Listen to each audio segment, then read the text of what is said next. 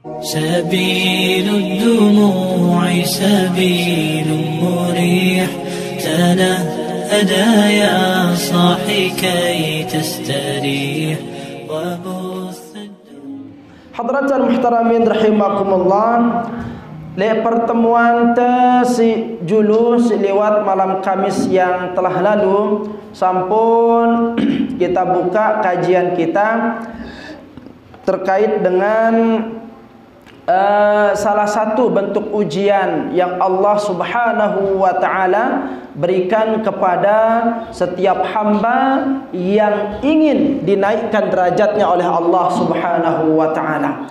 Sebagaimana yang kita ketahui bersama, ya, selaku manusia ini lamun tuah kangen si Allah Subhanahu wa taala itu akan diuji dengan ujian yang bertubi-tubi. Ya, dengan ujian yang bertubi-tubi. Karena baginda Rasul sallallahu alaihi wasallam telah jelas mengatakan, innallaha idza ahabba qauman ibtalahum. Sesungguhnya Allah kalau sudah cinta kepada seseorang ibtalahum, pasti akan diuji oleh Allah Subhanahu wa taala.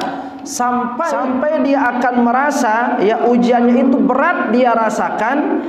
Lagu tujuan ino adalah agar betul-betul seorang hamba itu dengan tulus mencintai Allah Subhanahu wa taala tanpa ada seorang makhluk pun yang akan menandingi cintanya kepada Allah Subhanahu wa taala. Ya, Allah anugerahkan kepada kita harta. Terkadang manusia lebih cinta li hartana ketimbang tipa desida Allah Subhanahu wa taala. Maka jikalau manusia itu ya diketahui seperti itu, ya, dengan tahapan-tahapan dekatnya kepada Allah Subhanahu wa taala, maka dia akan diuji dengan harta. Akan diuji dengan harta. Apakah dengan harta yang dimiliki akan semakin menguatkan cintanya kepada Allah, atau justru akan lalai mengingat Allah? Lolos silakan ujian harta, ujiannya silakan jabatan. Seperti itu juga. Tujuannya apa? Agar Allah itu betul-betul ya membersihkan cinta seorang manusia itu li'atena, dibersihkan semua cinta itu sehingga betul-betul yang hanya layak ada di hatinya itu hanyalah Allah Subhanahu wa taala. Nah, begitu juga dengan bagaimana sejarah yang kita dengar tentang Nabi Allah Ibrahim alaihi salam yang telah lama merindukan seorang putra, berpuluh-puluh tahun menikah namun tidak dikarunia oleh Allah Subhanahu wa taala seorang anak. Namun ketika Allah Subhanahu wa taala mengabulkan dari doa Nabi Allah Ibrahim alaihi salam diberikan seorang putra, begitu besar cintanya Nabi Allah Ibrahim kepada putranya, Allah ingin menguji kecintaannya yang sungguh-sungguh kepada Allah. Sehingga Allah perintahkan, duhai Ibrahim, sembelihlah putramu Ismail. Kenapa Allah Subhanahu wa taala merintahkan Nabi Allah Ibrahim menyembelih putranya Ismail?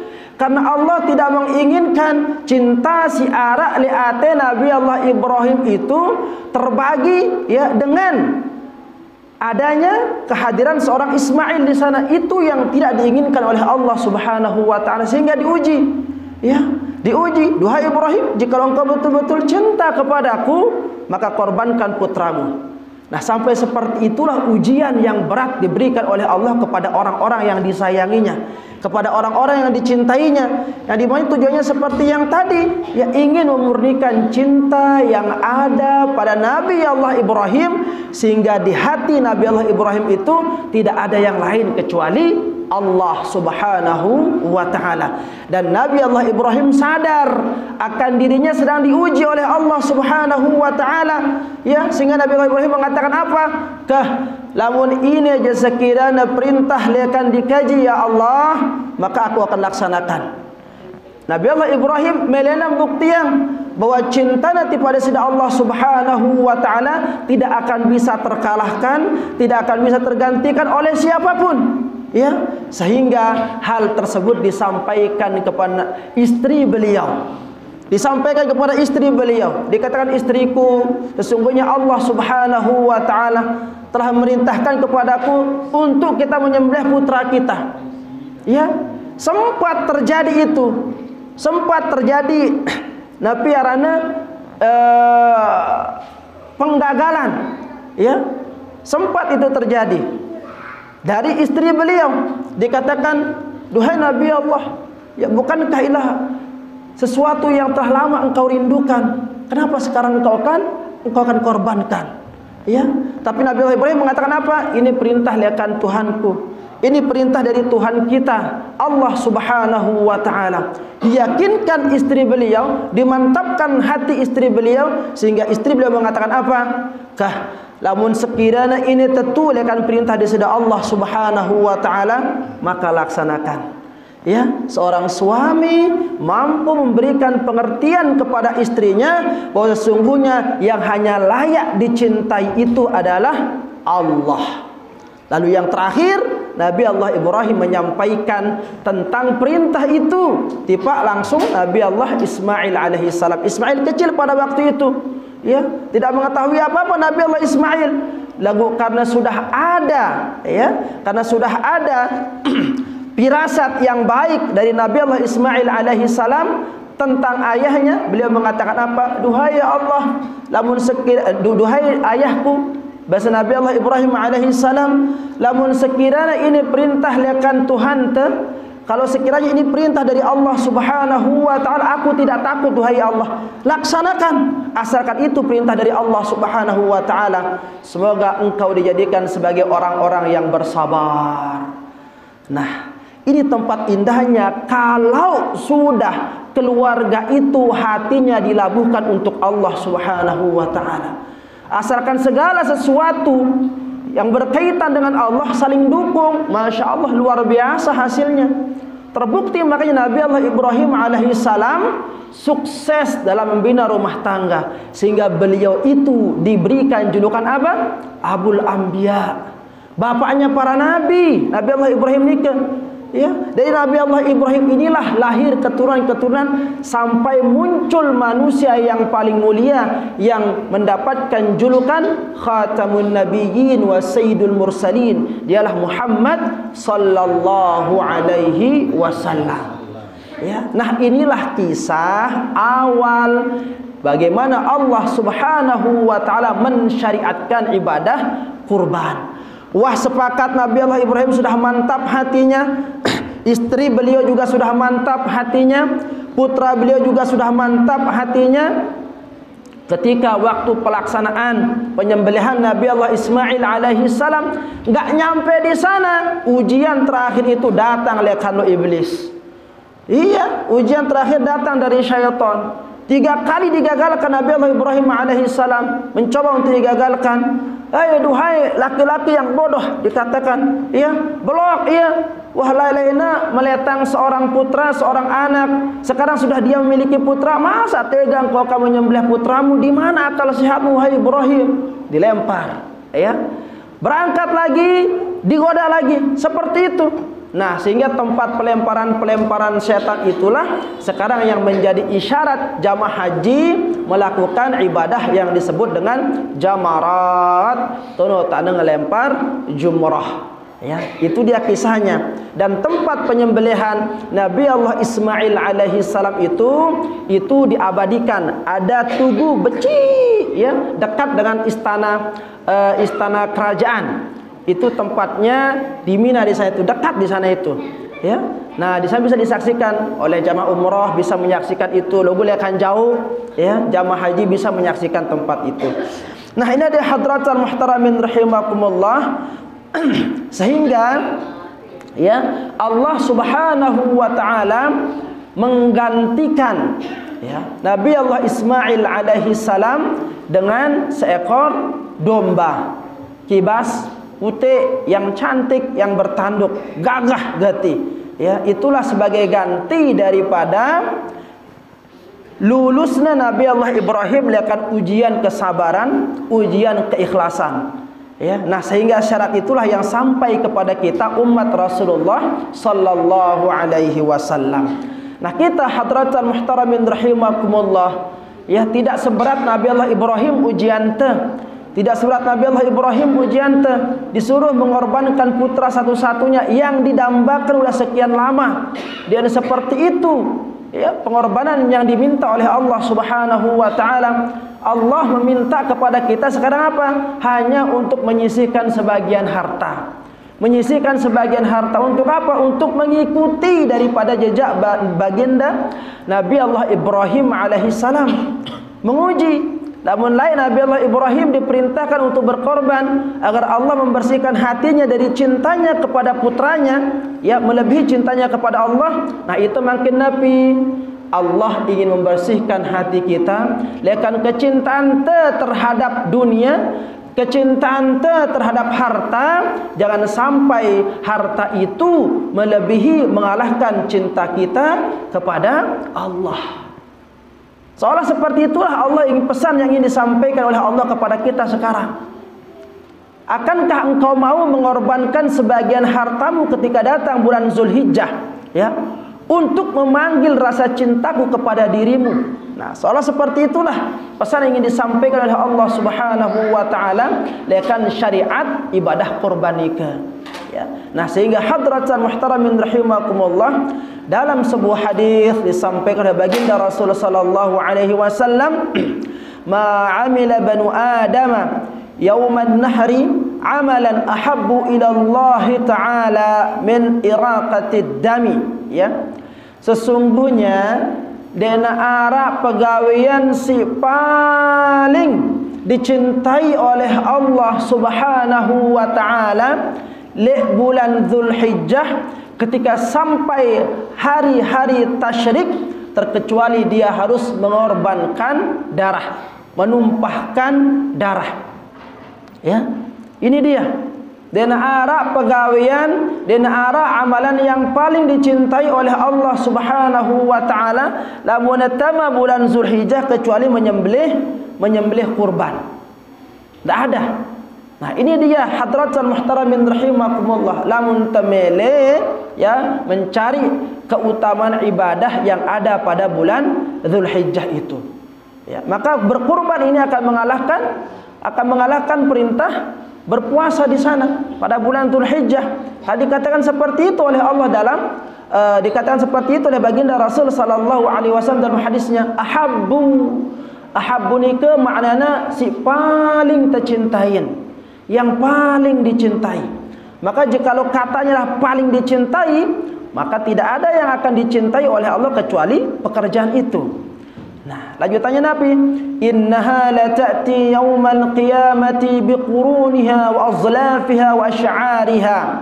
Karena laun sesungguhnya hewan kurban, ya, hewan kurban itu nanti pada hari kiamat akan datang menjelma, biquruniha lengkap kejetanggina, wa azlafiha kanca kuku-kukuna, wa asy'ariha kanca bulu-buluna, wa anna ad-dama la yaqa'u min Allah 'azza wa jalla bimakanin qabla an yaqa'a 'ala al-ardi fatibu biha nafsuha. Ya.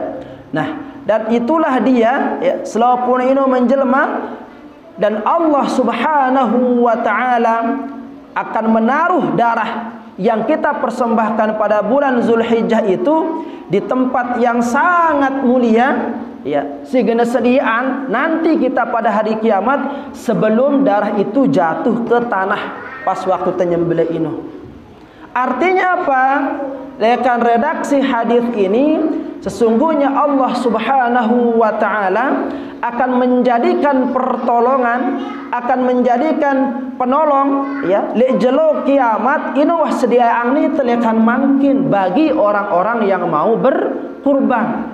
Sebelum neteri darah ino tipak tanah sesembelian ino, lebih juru Allah Subhanahu wa taala telah menyediakan tempat yang istimewa, ya, bagi binatang-binatang kurban itu yang kelak akan menjelma, yang kelak akan berikan pertolongan bagi orang-orang yang menyembelihnya. Nah, ini hadratul muhtaramin rahimakumullah, si terkejar-kejar, ya ampota gumana lihat tiang pelunggu senamian pada nabung, ya, 1.000, 2.000, 5.000 setahun tenabung, dia naman cukup lanjutan teh, ya. Setahun tenabung, 2 tahun tenabung, ya, gawe teh, ya, laksanaan teh, ya, ante si ngombe, ante te si mau bagian lekan keutamaan, ante mau bagian lekan nepi si janji angna si Allah Subhanahu wa taala. Ini dia hadratul muhtaramin rahimakumullah. Karena mungkin di antara itu selaputa ini dia teman bau ya ngandelang lekan amalan teh salat dan arak di antara itu yakin 100% gini terima si Allah Subhanahu wa taala. Puasan teh sekanoan jua, sedekah teh sekanoan jua. Nah, mana-mana lekan ini, lekan berkorban inilah semoga Allah Subhanahu wa taala memberikan kita pertolongan laun le jelum kiamat. Ante dende telah lalu, ante dende na susah lalu kehidupan terus le jelum kiamat. Ngeri hadratul muhtaramin rahimakumullah. Kehidupan hari kiamat itu sangat ngeri. Deh. Sangat ngeri. Digambarkan bahwa manusia itu nanti akan ada yang tenggelam. Ya, akan ada yang berkeringat ini arak sing ngadu ai keringatna daur biasa, arak sing ngadu darah keringatna, ada yang nanah keringat, tergantung lekan amal perbuatan teh ya.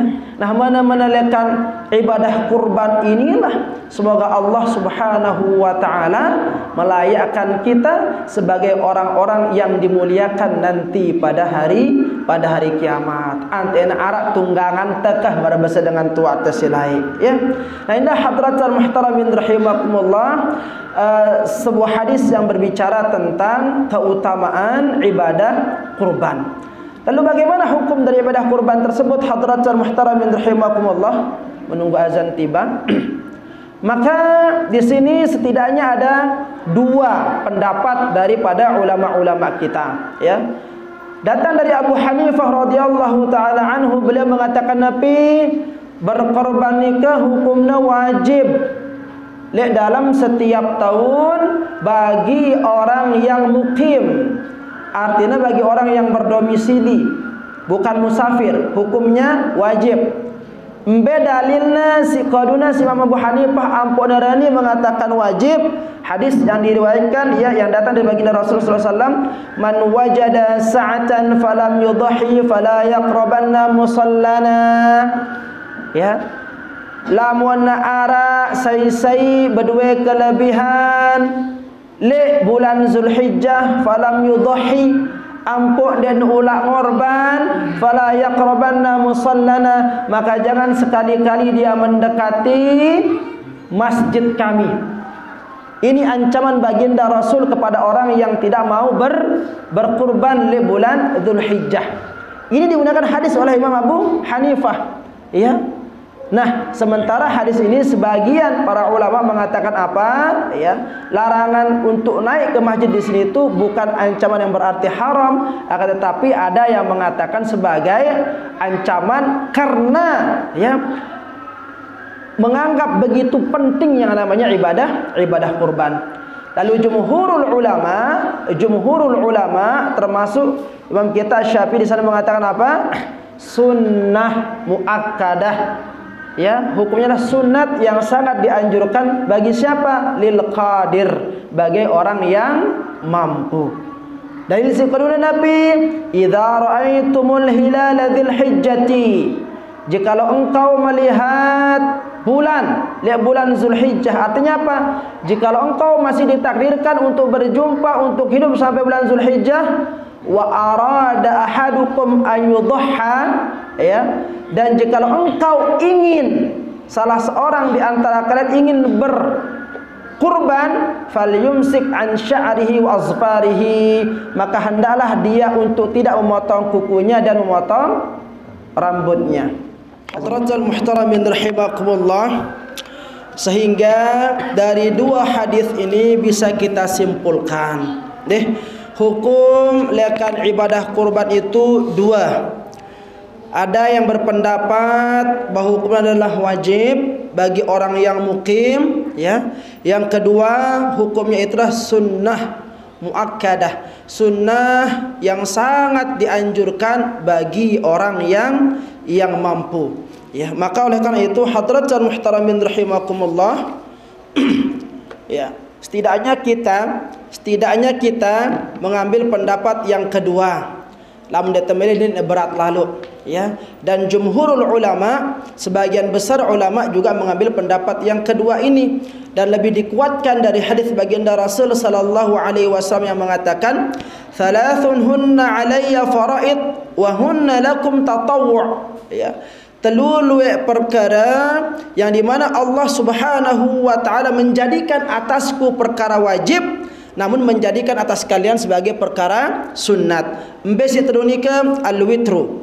Yang pertama itulah salat witir. Salat witir hukumnya wajib. Dia baginda Rasul sallallahu alaihi wasallam, ya, witir. Namun itu kan sunat. Temeleng gawe ya sila, dia temeleng gawe dia temu dosa. Ya. Nah, kalau witir bagi baginda Rasul itu hukumnya wajib, ya. Yang kedua apa? Wan nahru, ya, ngorban. Makanya setiap tahun baginda Rasul ngorban, meskipun dengan seekor domba, ngorban. Nah, yang ketiga wassalatu duha, salat duha. Nah, lamun itu kan sunat hukumnya. Oleh baginda Rasul wajib, tidak pernah lepas itu salat duha, witir itu. Karena pada baginda Rasul hukumnya wajib.